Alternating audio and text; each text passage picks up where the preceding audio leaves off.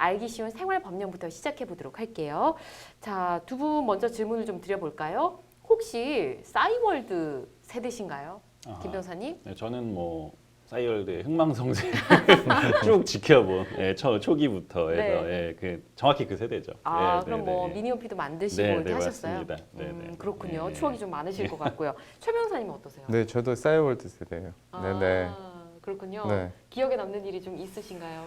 아니 저는 뭐 근데 SNS를 막 네. 열심히 하거나 그러진 않아가지고 그냥 그렇게 큰 추억은 없는 것 같아요. 싸이월드. 그래요? 네네. 저도 싸이월드 했던 세대라서 뭔가 이전에 사진을 올리고 뭐 일기장 같은 것도 있었고 이런 게 기억이 나는데 오늘 알기 쉬운 생활 법령에서는 이 싸이월드 게시물에 대한 법적 보호에 대해서 알아보도록 하겠습니다.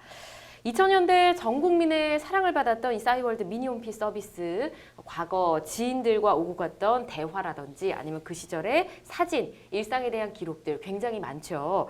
일명 3040의 추억의 저장소라고 불린다고 하는데요. 이 싸이월드가 재정난 등을 이유로 해서 서비스를 중단하기로 해서 논란이 있었습니다. 자, 자세히 좀 알아보도록 할게요. 이 중단이 이미 결정이 된 건가요? 네, 그 얼마 전에 사전 공지 없이 사이트 접속이 불가능해지면서 예. 이제 이용자들이 혼란을 겪게 됐는데요. 네. 이제 이에 대해서 논란이 지속되자 싸이월드 측에서는 기술적 오류로 인한 접속 장애에 불과했다라고 하면서 네. 사이트를 복구했습니다. 이때 이제 사진 등 그동안 많이 올라갔던 사진들을 백업받지 않았던 이용자들께서는 이제 추억이 전부 다 없어지는 게 아니냐라고 하면서 우려의 목소리가 굉장히 높았는데요. 이에 대해 싸이월드는 10월 15일 인터넷 주소의 소유권을 1년 더 연장하기로 결정했고 네. 새 주소의 만료 기한이 이제 2020년 11월 12일까지인 상태입니다. 그렇군요. 다행입니다. 당장 폐쇄되는 건 아니라고 하니까 여전히 그래도 싸이월드 게시물이 그대로 복구가 될지 걱정하는 분들이 굉장히 많으시더라고요.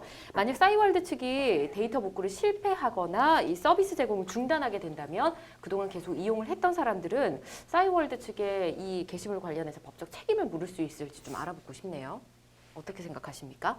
네, 일단은 싸이월드 측이 그 데이터 복구 없이 서비스 폐지를 결정을 하더라도 네. 이 이용자 데이터 제공을 요구할 수 있습니다. 이 정보통신망 이용 촉진 및 정보 보호 등에 관한 법률이라고 있는데요. 네. 이 정보통신 서비스 이용자의 권리를 규정하고 있습니다.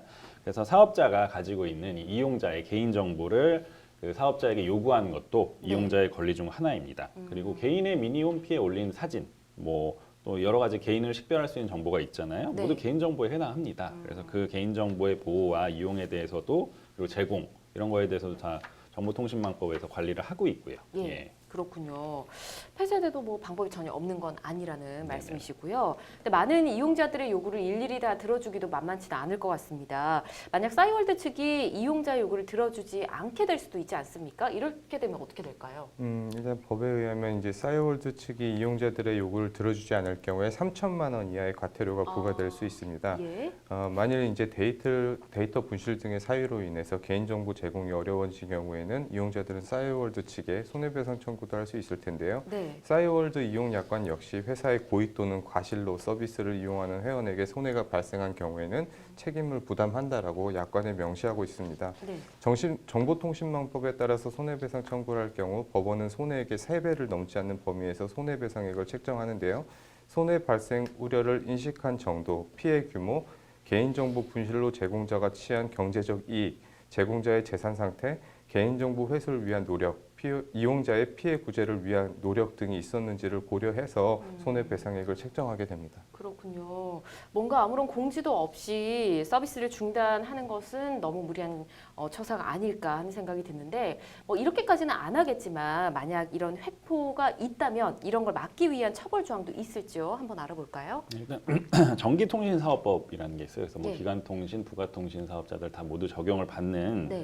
그런 사안인데 이 싸이월드 같은 부가통신 사업자가 그 사업의 전부 또는 일부를 휴지하거나 폐지하려면 예. 30일 전까지 이용자에게 이 고지를 해야 합니다. 30일 전까지. 그리고 15일 전까지 관련 서류를 과학기술정보통신부 장관에게 제출해야 되는데요. 예. 이를 지키지 않을 경우에는 매출의 3% 또는 10억 원 이하의 과징금에 처해질 수 있습니다. 그렇군요.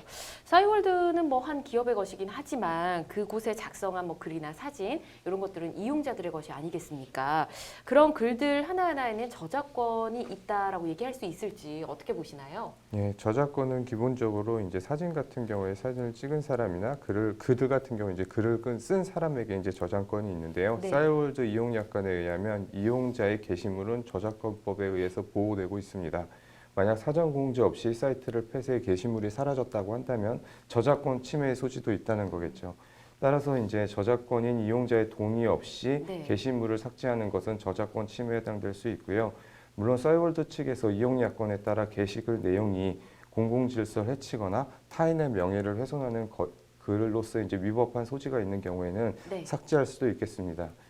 이 사건처럼 사이트 폐쇄는 게시물 삭제가 가능한 경우에 해당되지 않기 때문에요. 결국에는 사이트 폐쇄로 인해서 게시물이 삭제가 된다면은 저작권 침해가 인정될 수 있겠습니다. 그렇군요. 뭔가 이 추억의 공간이 사라진다고 하니까 마음이 좀 쓸쓸해지고 씁쓸해지는 분들 많으실 것 같습니다. 하지만 뭐 이 재정난을 겪고 있는 싸이월드 측에서 역시 계속해서 싸이월드 이 사이트를 이어간다는 게 또 무리일 수도 있으니까요. 지금 뭐 1년이 연장되지 않았습니까? 할 수 있을 때 그 자료들 미리 받고 싶으신 분들은 백업을 해놓으시는 게 좋지 않을까라는 생각이 듭니다.